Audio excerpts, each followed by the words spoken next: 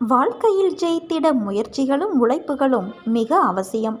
நானும் உழைக்கின்றேன், முயற்சிக்கின்றேன். பிறகு ஏன் எனக்கு வெற்றி என்னும் கிரீடத்தை சூட முடியவில்லை என்று கேட்கிறாய். உன் உழைப்பும் முயற்சியும் உண்மைதான். ஆனால் வெற்றி என்ற பூக்களை பறிக்க சில முட்களிடம் நீ காயப்பட வேண்டும். காயப்பட வேண்டும் என்பதை விட வாழ்வின் இன்னொரு பக்கம் இருக்கும் தோல்வி என்ற மிகப்பெரிய பாடத்தை நீ கற்க வேண்டும் என்றே சொல்லலாம். உன் வெற்றிக்கு நடுவில் உனக்கு ஏன் இந்த சறுக்கல் தோன்றுகிறது? அது மனவலிமையை சோதிப்பதற்கே நடத்தப்படுகிறது.